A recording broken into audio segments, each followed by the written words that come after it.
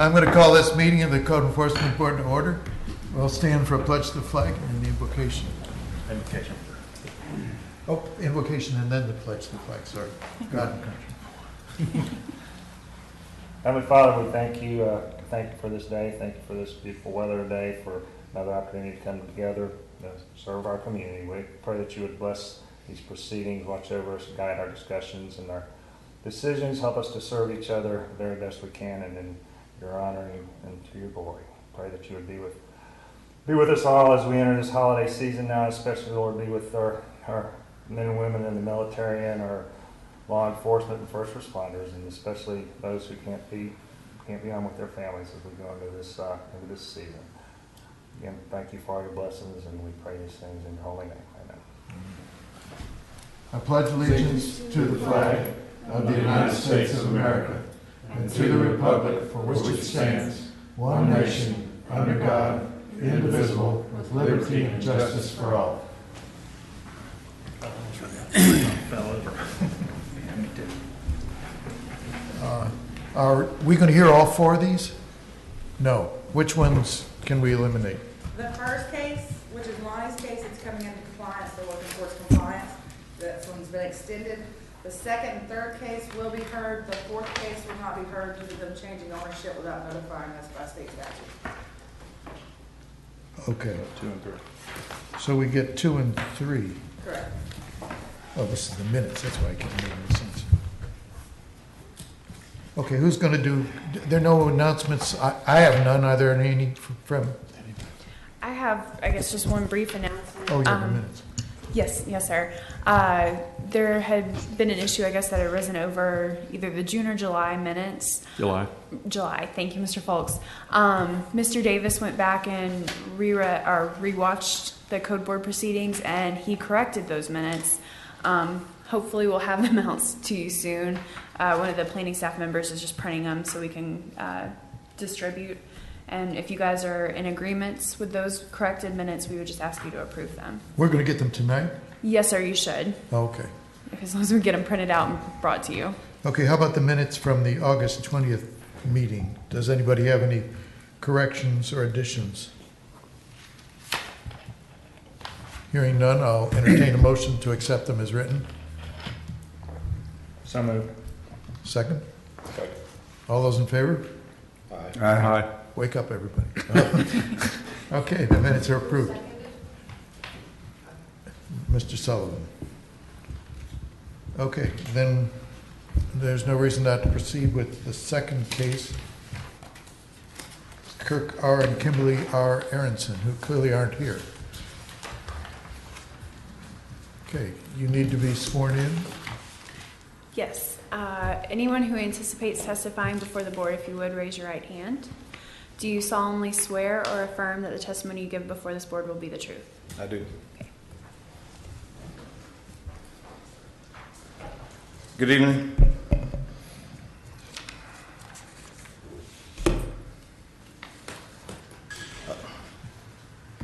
The first case is case number CV 2015-764, Kirk R. Aronson and Kimberly R. Aronson. On August 27th, 2015, excuse me, a complaint was received by code enforcement concerning a pergola that was built within a 7.5-foot required side setback. After site investigation, it was determined the parcel was in violation of Ordinance 97-28 of Walton County Land Development Code, Section 11.04.02.a, regarding building permits.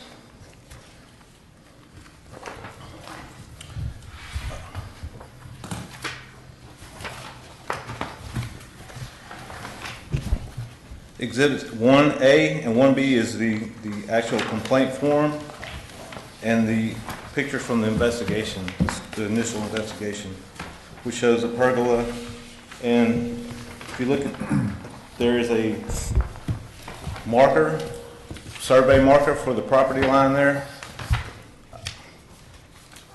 We did not do the survey, so I can't verify that's the actual property line, but just to let you know.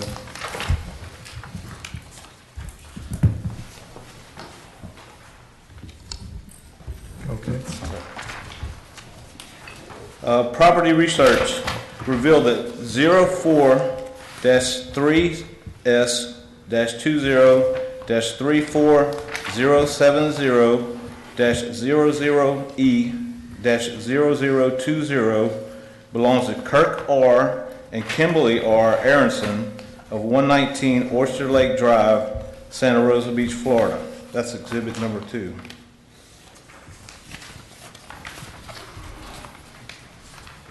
Okay.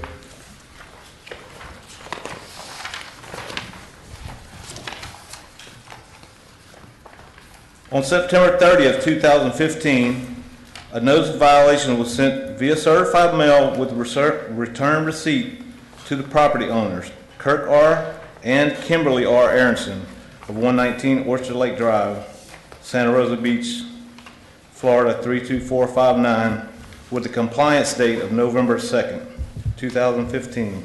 That's exhibits 3A through D. Okay. Gentlemen, you just walked in. Are you here about the Aronson case? Okay. You can go ahead. All right, sir. Where were we at? Exhibits 3A, B, C, and D.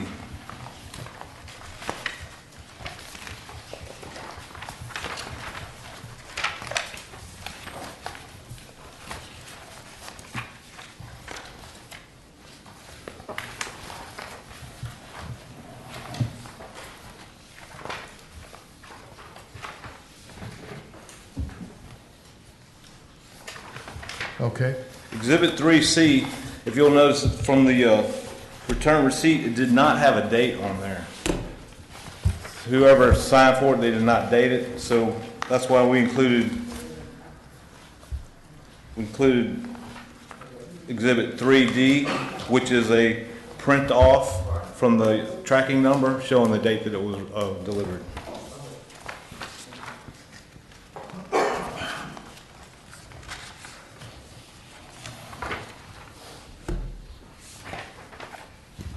Keep going.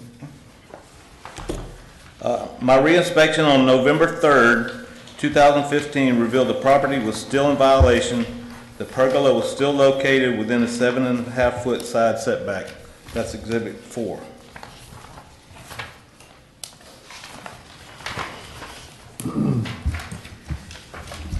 Okay. A notice to appear for tonight's hearing was sent via certified mail on November 9th, 2015. That's Exhibit 5.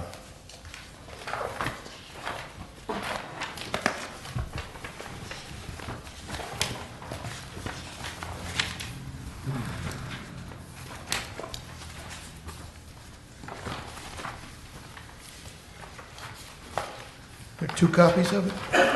There's 2 letters, one to each owner. Oh, okay.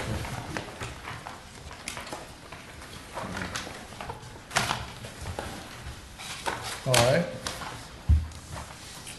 Right. On November 17, 2015, after receiving the notice to appear, Mr. Aronson contacted me for the first time.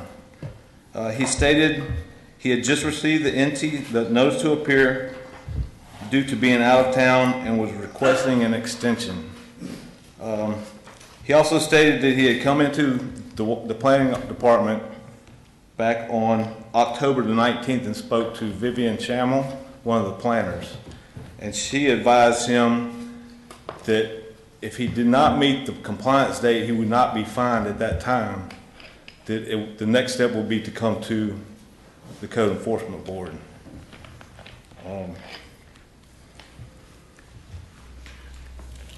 You mean the compliance date stated in the letter? It is stated, compliance date is November the 2nd. Okay. But the first time you made contact with him was what? 2 days ago, yes, sir. He called, now when he came into the office, that was back on October the 19th. Right. And he spoke to Ms. Shamel, one of the planners, and Right. he sat down with him, explained everything, the process, how it worked. He didn't come, I was in the office at the time, but I never spoke to him. I didn't know he was here. We work in the back. I guess, I don't know why they didn't, I don't know what that disconnect was. Anyways, she told him the process, and he said, okay. And then I didn't hear from him until he received the notice to appear before the board. That's when he called up and he was asking for an extension. I advised him that, you know, he was already at that point past his compliance date, and he was asking for an extension. I really didn't see how we could give him an extension when he had all this time to do that. He was concerned he would be out of town and claimed he didn't have a chance to get it taken care of. I know our goal is compliance, so I wanted to get him to comply, but I didn't want to not bring it to the code board, because if he doesn't comply, then we have to start over, basically. Right. So let's see where. So I advised him I would not grant him an extension. I would bring it to the code board, but I would recommend the code board give him time to correct it before we fine him, which I think is reasonable. He then sent me an email, which is in Exhibit 6B. Exhibit 6A is the sign-in sheet for the front office, where I found where he did come in. That's how I knew what day he came in to talk to Ms. Shamble. Exhibit 6B is the email he sent me yesterday on November the 18th, 2015. And he confirmed in his email that the pergola will be on the property will be removed by this Monday, 8 a.m. at November 23rd, 2015.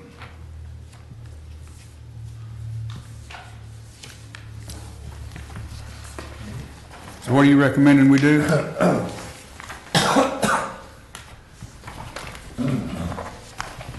Give him time to get it out? Yes, sir. Till when would you say?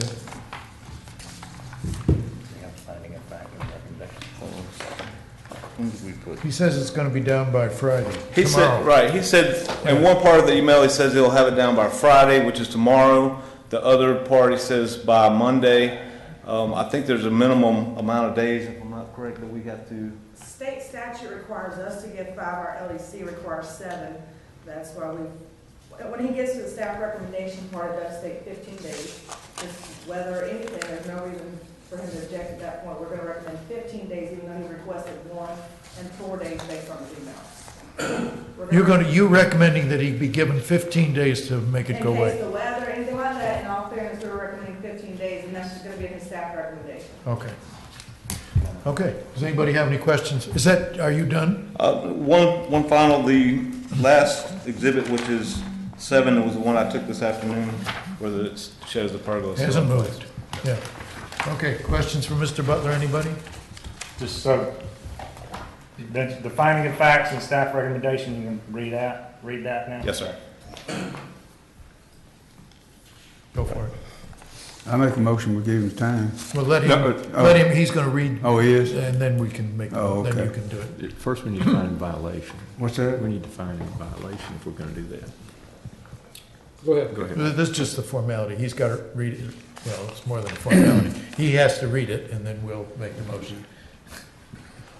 Findings of fact, conclusions of law, and order. This case comes for public hearing before the Code Enforcement Board of Walton County, Florida, on November 19, 2015.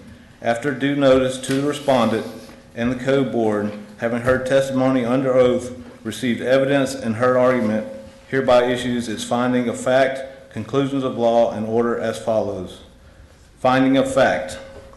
The respondents, Kirk R. Aronson and Kimberly R. Aronson, whose mailing address is 119 Oyster Lake Drive, Santa Rosa Beach, Florida, 32459, is the owner of the property described as, and it has the description, also known as 119 Oyster Lake Drive, Santa Rosa Beach, Florida, 32459, parcel ID number 04-3S-20-34070-00E-0020. the following conditions exist on subject property in violation of section 11-04-02.a of the Walton County Land Development Code. The respondent received administrative notice on October 2nd, 2015. The notice advised the respondent to that the condition of the property constituted a violation of the county code. The respondent was provided a reasonable time to correct the violation with a compliance date of November 2nd, 2015. Respondent failed to correct the violation on or before the compliance date. The county has incurred administration fees of at least $450 on account of prosecuting this code enforcement violation.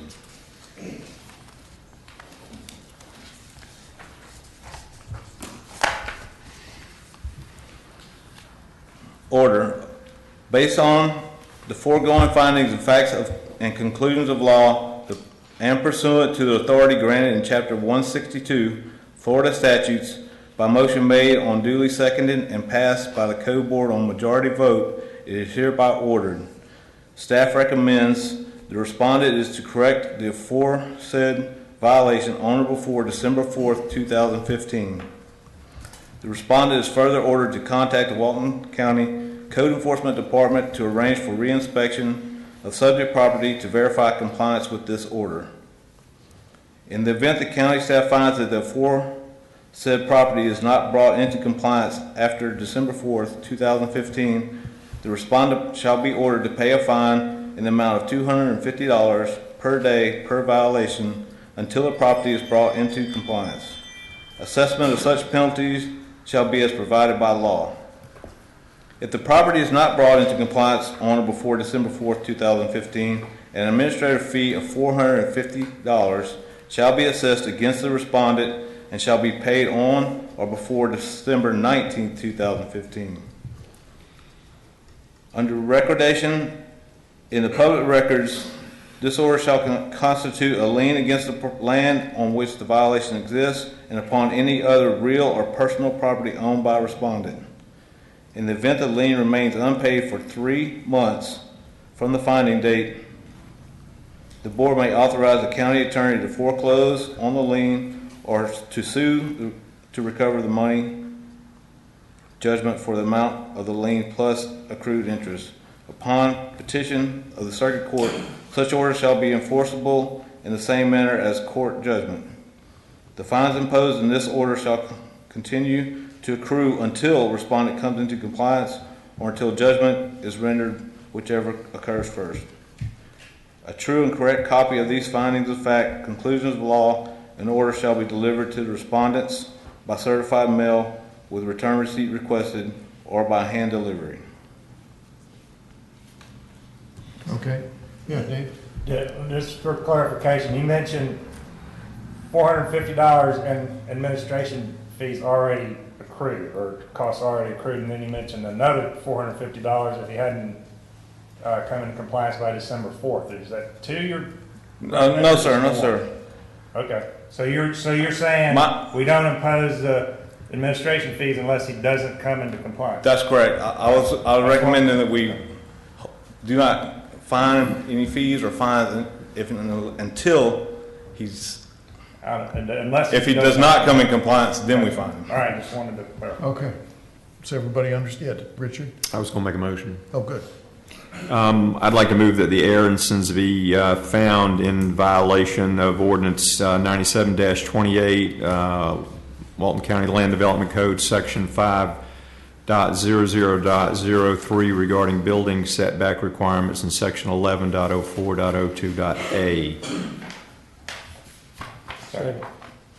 Okay, seconded by Dave Lovell. All those, any discussion? Hearing none, all those in favor? Aye. Any opposed? Okay, it's carried.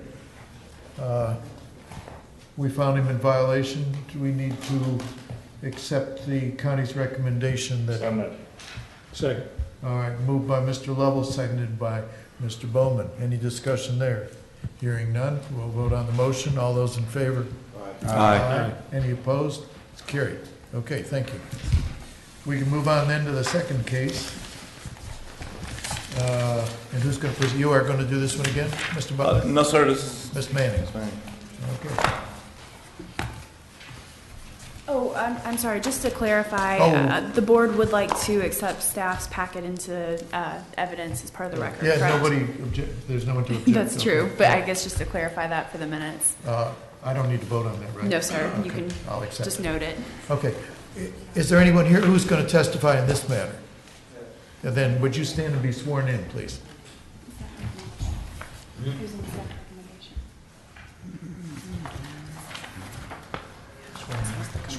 I'm sorry. So were you here earlier whenever I asked if everybody had been sworn in? Or whenever, okay. If you would just raise your right hand.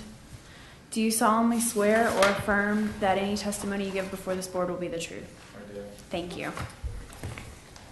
Okay, the way this works is she'll get to present her side of the case, we'll ask her questions, and then you'll get to do your side. Okay?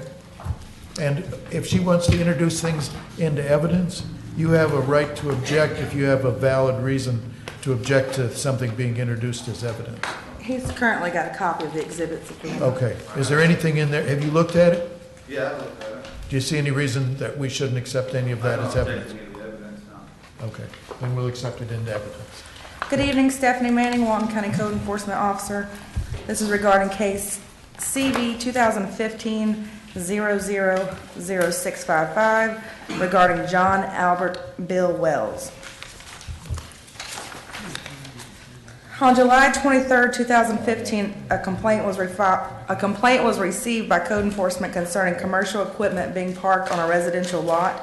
After site investigation, it was determined that the parcel is in violation of Ordinance 97-28 of the Walton County Land Development Code, Section 11.00.01 regarding development orders, and Section 2.01.03.J.A regarding residential preservation areas. Finding of facts is as follows. The complaint was received by code enforcement on July 23, 2015 regarding commercial equipment being parked on a residential lot. A site investigation revealed heavy equipment, a trailer, a truck with commercial signage on it advertising Emerald Concrete and Paving. That will be exhibits 1A and 1B. We are currently under tab 2, just for the record. Okay.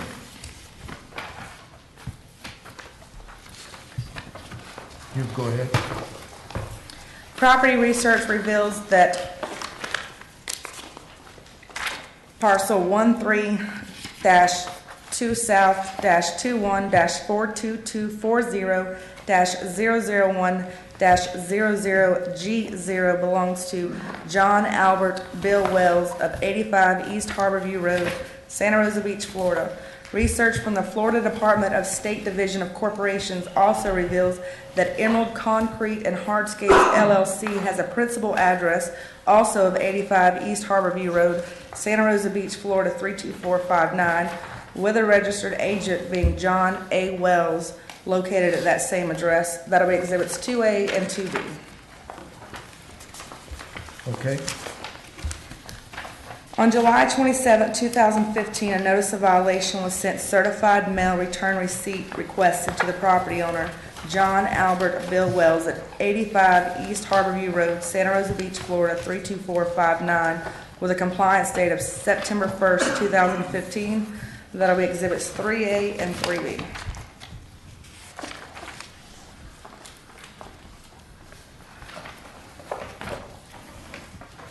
Okay. A reinspection on October 5th, 2015 revealed the property was still in violation. The equipment had been moved to the east side of the property and located behind a privacy fence, though it was still readily visible from the public right-of-way. A notice to appear for tonight's hearing was sent certified mail with return receipt requested on November 9th, 2015. The certified mail slips have not been returned in time for tonight's meeting, but exhibit 4A and 4B will include photos. Correction, 4A and 4B will include a copy of the notice and also a printout from the USPS site regarding that tracking number showing that it was delivered on November 12th, 2015. All right. As of today's date, November 19th, 2015, the property is still in violation as the business continues to store commercial materials and equipment on the property without a development order, and that'll be exhibits 4A and 4B. Behind those, it's not exhibits, it's actually going to be a copy of the ordinance regarding that section and the requirements of residential preservation areas. Oh, it's 5A and 5B, right? You missed. Yes, 5A and 5B, I apologize. And just for the record, so that nobody assumes it was a typo, the business on these, that's listed on the vehicle is Emerald Concrete and Paving. However, the LLC that was returning is going to be the one previously mentioned, which is going to be the Emerald Concrete and Paving, the business that's being shown, and then Emerald Concrete and Hardscapes LLC is the business that's listed there with Sunbiz, just so that there's any issues with clarification. It's saying two different businesses with the same name, similar name. Wait, which is the correct name? It's listed LLC as Emerald Concrete and Hardscapes LLC. It's advertised as Emerald Concrete and Paving. I just want to clarify that in case anyone thought that was a typo or an error in the record. Okay.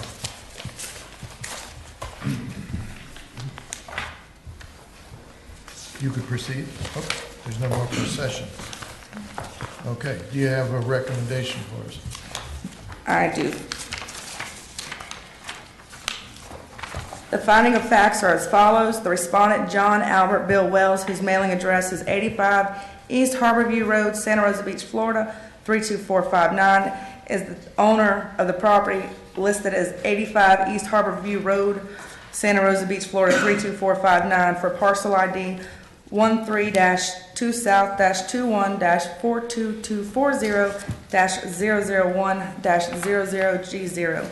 The following conditions exist on the subject property in violation of Section 11.00.01 and Section 2.01.03.J.3.A of the Walton County Land Development Code. The respondent received administrative notice on July 30th of 2015. The notice advised the respondent that the conditions of the property constituted violations of the county code.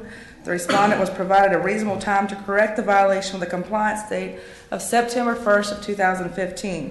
Respondent failed to correct the violation on or before the compliance date. The county has incurred administrative fees of at least $450 on account of prosecuting the code enforcement violation. Staff recommends the respondent is to correct the aforesaid violation on or before December 19th of 2015. The respondent is further ordered to contact the Walton County Code Enforcement Department to arrange for reinspection of subject property to verify compliance with this order.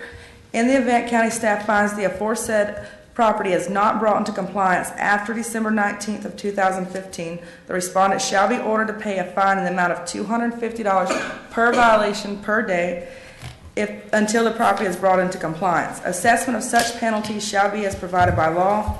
An administrative fee of $450 is assessed against the respondent and shall be paid on or before December 19th of 2015. Upon recordation in the public records, the order shall constitute a lien against the land on which the violation exists and upon any other real or personal property owned by the respondent. In the event the lien remains unpaid after 3 months from the filing date, the board may authorize the county attorney to foreclose on the lien or to sue to recover any money or judgment for the amount of the lien plus accrued interest. Upon petition of the circuit court, such order shall be enforceable in the same manner as a court judgment.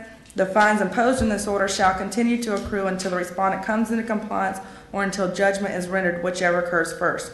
A true and correct copy of these findings and facts, conclusions of law, and order shall be delivered to the respondent by certified mail with return receipt requested or by hand delivery.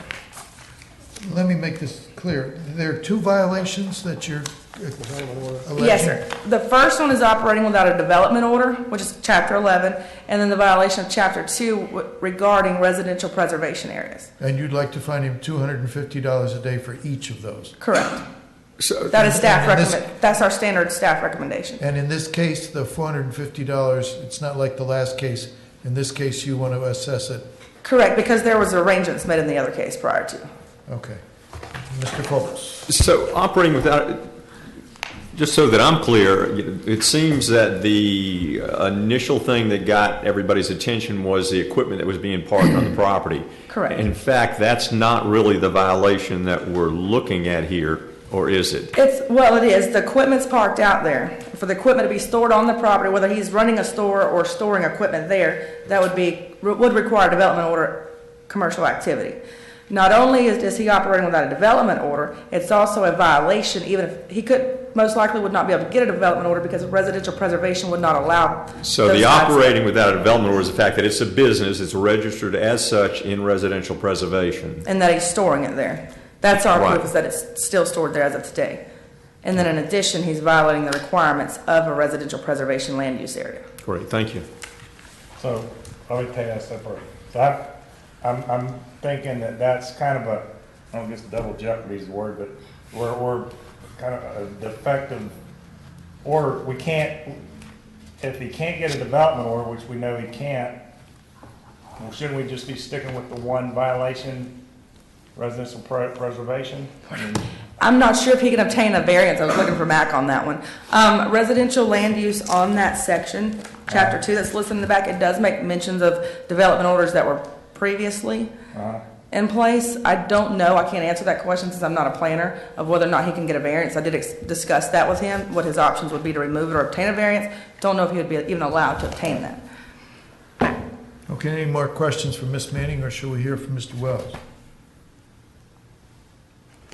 Okay, hearing none. Mr. Wells, could you tell us your side of this? Yeah, if you would. Well, I bought the place and did a complete renovation. I got some pictures of what it looks like now. Sir. Could you state your full name Oh, just so we can get it? John Albert Bill Wells. Thank Okay. you. Yes, ma'am. And if you want to introduce those to evidence, you need to share them with the county first to make sure they don't have an objection. Okay.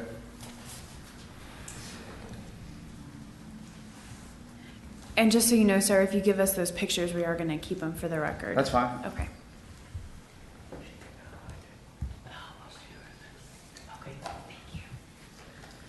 Does it matter that these pictures don't relate to the property that's for this case? No, I mean, if he wants to introduce them as evidence, we'll look at the pictures. It's really my own leg to stand on. Well, do you object? No, sir. Okay, Just to clarify, they're not all of that property. okay. Do I give these to? Yeah, you should give them to me, I guess. Pictures turned over are my place. What I'm submitting photos of is within my neighborhood, several lots with commercial equipment stored on the property. Okay, let me stop you there, okay, because this happens all the time. Right. And I'm guilty of it as much as anybody, as Mr. Folks would be glad to testify. Look, we're here about this matter, and Yes, sir. only this matter. And there could be violations up and down the street. They won't help Right. you. I understand. I guess I'm just asking for a little bit of leniency since I have went out of the way to build a big privacy fence, pour a nice concrete driveway. I've only increased the quality of my home and Is the this outside fence, view. that's on your property? Yes, sir. And this was built when? Back in, when was that built? August, maybe? After the alleged violation? There's the first violation, yes, sir. And since the violation, I've poured a new driveway, I've built a fence, put a culvert in. I've done all this stuff in order to hide my equipment and whatever I had. It's my livelihood. I can't afford to go to some lot and pay $500 or $600 or $1,000 a month to store my equipment, plus running back and forth every day to go get it. I mean, I understand that I'm in violation and that it's against the rules to have commercial equipment stored in my property, but at the same time, I feel like everybody around me in the whole neighborhood has got commercial equipment stored on their property too. So this is a thing where, do I have to go and complain on every single person that you see in those pictures and get the whole thing kicked up and really going? Or can I have some kind of leniency to, if I can remove some of it, but at least keep my major thing that I use every day, which would be my little dump truck and my little dump trailer and Bobcat. I have another couple low boys that I don't need every day, but there are two pieces of equipment that I use day in, day out. And it's another point, as far as my pickup truck is concerned, everybody in the neighborhood, again, I know it's not about them, but has got, advertisement for a business.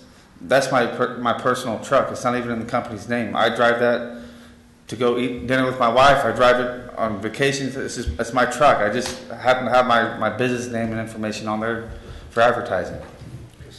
Who's making the complaint against you, sir? A guy that's trying to sell his house down the road. I think so. And is saying it's my fault that his house isn't selling because we had commercial equipment stored there.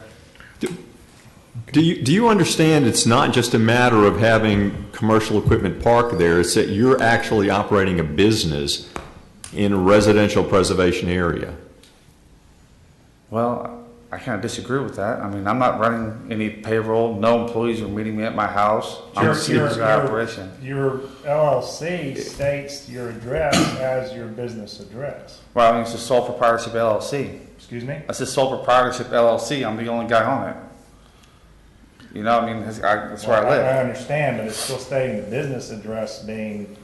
Well, I mean, I could do what a lot of other people do and go rent a number at the post office box and list that as my address for my LLC and change that tomorrow. I mean, everybody that has an LLC, I mean, usually operates out of their house. And they might have a yard they store their equipment at. You really are not helping yourself by talking to everybody else and what everybody else does. I mean, the reality of it is Right. you've registered your business with the state as you're supposed to. Yes, sir. And the address that you've registered that business is your home. Right. And so that is now registered as your business. What compounds that is that you park all of your business equipment at your business. Right. And all of that's a violation of the Walton County Land Development Code. Yes, sir. I understand. I'm not arguing that I'm in violation. Okay. You know, that I don't have any other way to go there. I'm just asking for a little bit of leniency from the work I've done to put up this whole fence and everything to try to hide any of the stuff. If I could just at least keep one piece of equipment there. Mr. Lanning, you wanted to say something?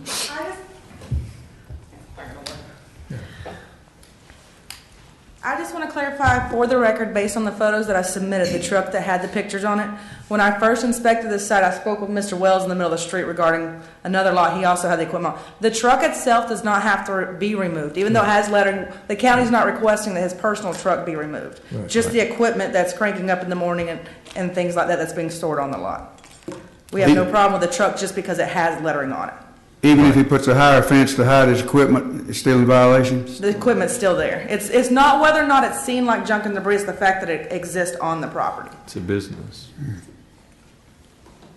You know, I'm certainly sympathetic. I started out where you are, and I still got a bunch of equipment, and that's why I'm on this board. Right. But we're stuck.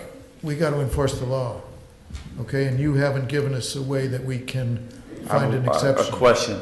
Yeah.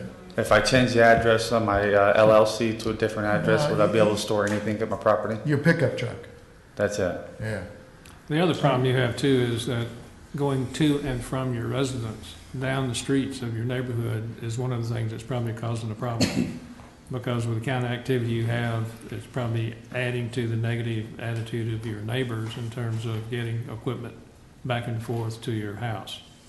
Right. Well, I guess I spoke my piece. I mean, so unfortunately, we're not in the position to give you the leniency yet. Right. I mean, if you can come before, Board of Adjustments or whatever we're calling it now, but I mean, I'm not saying that they listen to you or they'd be able to give it to you either, but we're code enforcement. I have one other question.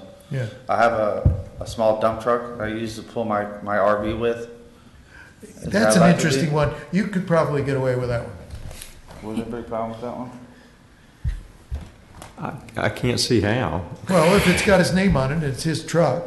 If the fact that it's a dump truck doesn't make it a necessarily commercial vehicle. And I have a couple other questions. As far as low boys go. I think he's asking us to make judgment calls that we shouldn't be making. Yeah, we shouldn't be making, you're right. My only question is, Yeah. everybody's got low boys, and not all low boys are considered commercial. A lot of people use them for personal use, low boy trailers. At what point does it become commercial, and what point is it What personal? Mr. Folk said is true. Look, we're the judges. We're not the enforcement officer. That's a question you got to ask of them Right. and not of us. At what point does a low boy become commercial, and what point does it become personal? It's a fine line, but Because I have things that aren't used for my business too. Matt Carpenter from the Planning Department. The issue is the use of the lot in residential preservation for a business location. That's not something you can go to the Board of Adjustments and get a variance for because it's enshrined in the comprehensive plan. Residential preservation is one of our most restrictive land uses. Those people that are in residential preservation expect that it is a residential only district unless you have a plat that allows commercial use, that entitles you to commercial use of that lot, or you have a development order that predates the comprehensive plan that allows commercial use of that lot. We're not aware that either of those two circumstances are germane to this particular lot. Mac, is the registration of the business at that location a violation in itself? I don't believe that would be a violation in itself. A home-based business is allowed in any district, including residential preservation, with very strict limitations. You can have a 2 square foot sign, and the exterior appearance of your dwelling, it should remain the appearance of a dwelling and not a business. Now, are we talking about in-home occupation? Is that what you're referring to, or is there another? I'm not suggesting that this particular application would qualify for that. Okay. I'm saying that is the only exception to residential use. Right. You can have a home-based business, no employees, no equipment parked in your yard. It needs to look like a house, with the exception you can have a 2 square foot sign and a home-based business or a home occupation permit. Right. Is required. But in this particular case, with these circumstances, we would not be able to issue a home occupation permit. If there's other things just like yours going on in the community, why did the guy complain just about yours? Well, his house sits back here on the bay. His house sits on the bay. My house sits on the corner of Harbor View and Turquoise Beach. His is at the end of Turquoise Beach. And he told me that people are driving by my place to see all my equipment, and it's scaring them away from buying his house. So I guess I'm the unlucky one with the grumpy neighbor, you know. Again, our hands are tied. We're here to enforce the law unless you can figure out a way that you're not breaking the law. And Mr. Carpenter told us how that would have to happen. I don't see that we can do anything about it other than find you in violation. Okay. Okay, do I hear a motion? You want to close the case first? Okay, I'll close the public part of this hearing. And now I'll entertain the motion. Yeah, I'll move that he be found in violation of Section 11.11.01 and Section 2.01.03.J.3.A. Anybody second that motion? I'll second. Any discussion? Tell me what he has to do to come into compliance. At this point,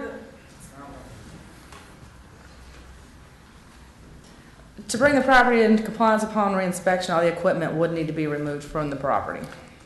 Meaning everything but his personal vehicle. Correct. Any personal attributes. I'm not sure what it's called, the asphalt machine, the rollers, all that stuff would have to leave the What about premises. the dump truck?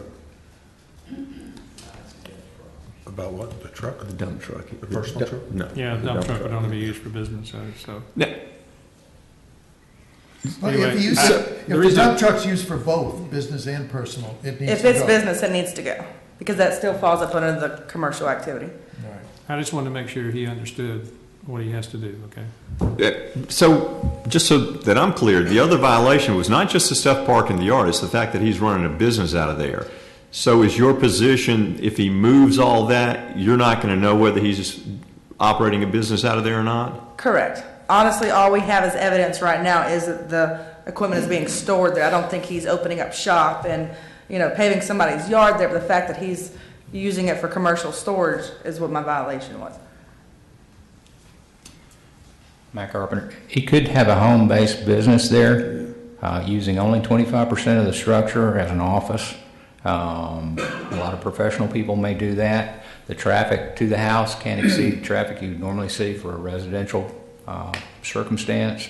And to qualify for a home occupation permit, you can't have any employees. So if he has employees, he wouldn't be eligible for a home occupation permit.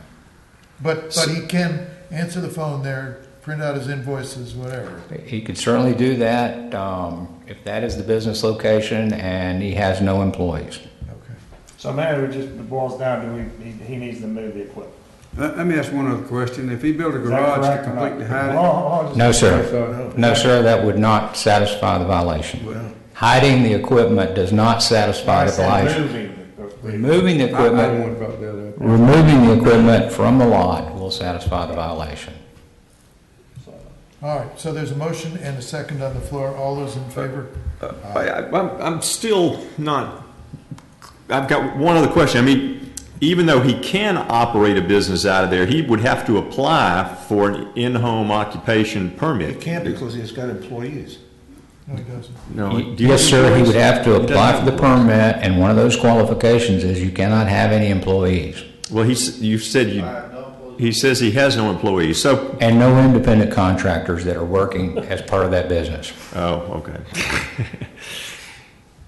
All right. So it sounds like to me you're saying he's likely to not qualify for in-home occupation. That's right. So if he, I'm just trying to be clear about what he's got to do. When this whole thing started, it felt like to me he was going to have to sell this place and move, and then it went to, well, not really. He's got to move his stuff, and he can still do business. And now I'm not sure how he can do business if he can't get It's a in-home dwelling. occupation. He can continue to live there. He can park Right. his personal residential vehicles, the things you would normally see there. Right. Most of us don't drive a dump truck around I town. understand. Right. I understand. That needs to We go may too. occasionally use our business vehicle to pull a personal boat, but that's still a business. It's not about the dump truck. It's just about the fact that this business is registered at this location. He's really doing business out of this location, and that would seem, given its residential preservation, that it's not allowed. What I'm a little bit afraid of is I keep hearing if he just moves his stuff, he's okay. When it doesn't seem like if he's operating a business in residential preservation that is okay. We may not be able to You prove cannot that operate he's- a business from there without a home occupation permit. Okay. Right, That's the. And he All doesn't. right, that was the thing that I'm tripping over then. So he can operate a business out of there. And what's the difference in operating one out of there and that being If we require him to come into compliance, one of the things he's got to do is get that occupational license. well, that's not If he doesn't- what I If he doesn't heard. qualify for that, then he's looking at. The property. That's not what I'm hearing is he's probably not even going to qualify for an in-home occupation Well, that's what I'm permit because, saying. That's what I'm saying. So, I mean, we're going to require him to come into compliance, is the bottom line. And if he can't do that, then he can't do that. I mean, whether and that's what I want to be clear about, what he has to do to come into compliance. I know he's got to move all the equipment. I'm clear about that, includes a dump truck, but not his personal pickup truck. I and get an understand. occupational license. I didn't hear that he had to get an If he's occupational going to license. continue to operate the business from that location, it requires a home occupation permit. Okay, so Now, he's going to whether or not he will qualify for a home occupation permit is another application not before us today. but that's part of what he's got to do to come into compliance, not just move all the equipment. If he wants to move the business and operate it from somewhere else, he'll come into compliance. But to come into compliance, he has to move his equipment, and he's got to get an in-home occupation permit. Or just move cease operating someplace the business from altogether. that location. Okay. We're not asking him to move I as a understand. residence, just He stop has operating another business from option, that location even though we without don't any think permit. he's going to qualify for that option. Yes, But sir. that's to be decided later. Yes, sir. All right, I'm clear now. Thank you. Okay. Okay, so there's a motion on the floor. Any more discussion? If not, I'll entertain the other. Could you reread the motion, please? Please. Karen, can you read it? Yeah. It's just a finding of fact. Well, Richard mentioned all the sections and all that, but he made the motion to find him in violation. But I didn't get all the sections, so I was gonna. No, we'll get those later, yeah. We can read the numbers if you like, but we find him in violation of what the county alleges is his violation. That is, he's running a business in a residential neighborhood, and what was the other one? Development. No, lack of a development order to do that business. All right, so all those in favor? Aye. Any opposed? Okay, it carries. How about the matter of bringing him into compliance or the penalty for failing to do so? Anyone want to make a motion? Remember, the county has asked that he be fined $250 a day for each of those violations and $450 in administrative fees. What was the date of that, Tom? The December the 19th, I think, what was it? How much time was he getting? Is that right? December the 19th, that's right. December, right? December 19th. He's got to come into compliance by December 19th, or it's $250 a day per violation. This is their recommendation. This is not a motion. And that's December 19th is based on what, 30 days from today? Yes. I'll make the motion, but I'm going to move that we accept the staff's recommendation, removing the fine for operating without a development order, going back to my earlier comment that I think just operating a commercial business in a residential preservation area precludes him from being even able to get a development order. So I'm just going to, I'm going to move that we only fine him for the one $250 a day after December for the 19th. one violation, not the development order violation, but the Not the 450? oh, and 450, excuse me. And the 450. But for the violation only pertaining to residential preservation containing a commercial operation, not the development. I'll second that. Okay. Any discussion? Yeah, I'm a little uneasy with, we found him guilty of two I things. understand, I think, and I agree, but I don't believe we should, and I think he is in violation of that. Right, I mean, we But voted that he was. We shouldn't impose A double penalty. on him for something that he can't do with it. I don't think he can reasonably be expected to do anyway. Yeah, there's nothing wrong with that. I mean, that works. And you're wedded to the $250 a day? As opposed to, well, not necessarily. To a lesser amount? Okay. I mean, I think, you know, some of the things that come before us, it's like, Give me a number. it's like, take this down, tear it down, it's something that's gonna be that quick. He's got a mountain to climb What are you here. thinking?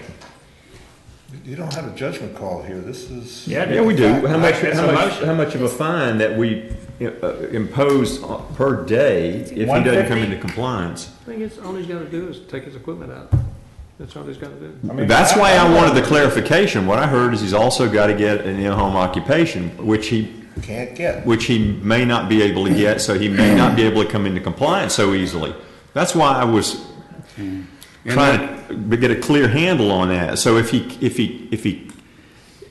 finds himself in a situation where he can't get in-home occupation, he can't shut his business down, he can move his equipment, but he's still running his business out of there. He could find himself running up big fines really quickly. Even if he wanted to sell, and you know, I'm sure that's not at the top of his list of things to do, it may take him quite a while to do that, and to be paying $250-a-day fines. I mean, I think He could operate his business out of a post office box, right, Matt? well, Earlier, if I move that, he can't. Well, time. He's got to move the equipment Wait. and change his address. That's What are it. you going to say, The Victor? public discussion is closed here, guys. We need to Yeah, have he the can't decision.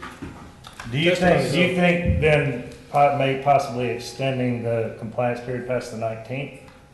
I think that's a possibility, or I think lowering the fine might be a possibility. I hate to see us put him in a really difficult position. Well, he put himself in it. We're not putting him in it. I mean, by creating the situation, he's done that. But what I don't want to do is, we know he's going to probably going to have a hard time getting out of this, and that, you know, I'm just thinking, if he can't get out of it, he's still going to have to pay. But you know, do we give him a little bit more time, or do we lower the fine a little bit, or both, or do we just move ahead? staff can always bring it back to us and recommend we give him extension if he's trying to come into compliance and cannot. You may have trouble finding a place to park that equipment. I mean, you might better If give you're it some not, time you're for not it. willing to amend your motion, let's call the question. No, yeah, No, I'm fine with I'm that. willing to admit, I'm waiting for Richard to give me a suggestion since he's, but if you got something you want to suggest, I'll amend the motion, or I'll consider it. Well, it's kind of a discussion thing. If the board is comfortable with the 250, I'm just bringing it up for discussion. If the board's comfortable with 250, that's fine. Well, let's go ahead and why don't we call a question and see if the board's comfortable. All right, so the motion is that he be fined $250 if he doesn't come into compliance by December 19th, and that he be charged an administrative fee of $450. All those in favor, aye? Aye. Any opposed? Opposed. Okay, the motion carries 4-1. So that's what happened. You've got till December 19th to cease operation from that location. And that's either with a home occupation license or me changing my address on my LLC. Change the address on your LLC, move your equipment somewhere else, and don't do business out of your house. Yes, sir. Okay? Thank you. Yeah, and listen, hey, you get close, you rent a place and it doesn't start till January 1st.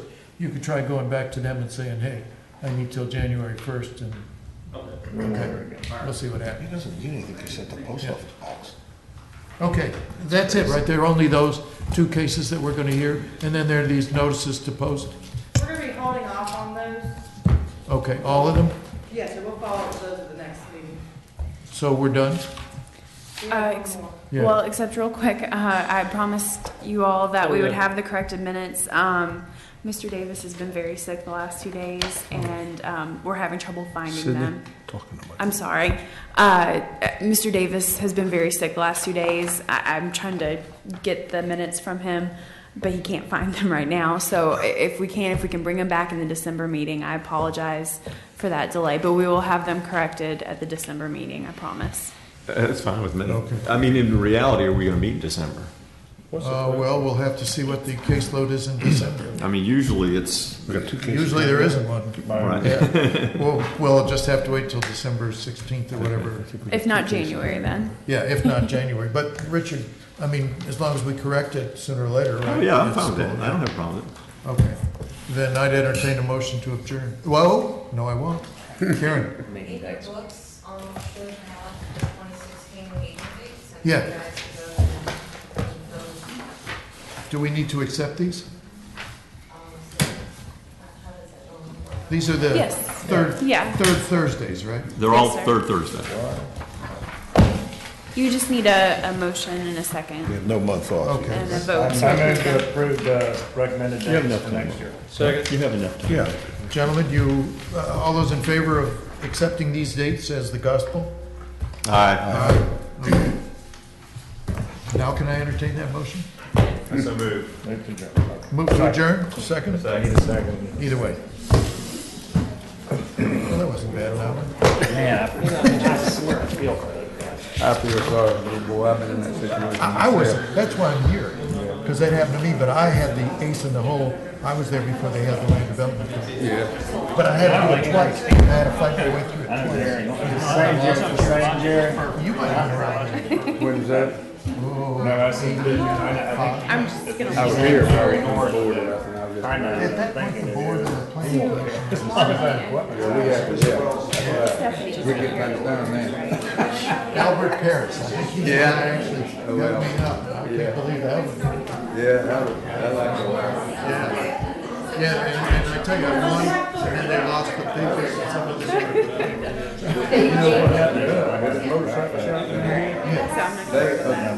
He's a friend of mine, I didn't use my last Jerry Bird? Yeah. Yeah, but the thing is, we passed the thing way back when I was in office, for that to be commercial. Yeah. And then when he started to build it, didn't have a record. So we come back, we got Cheryl Williams, she remembered it, we did it.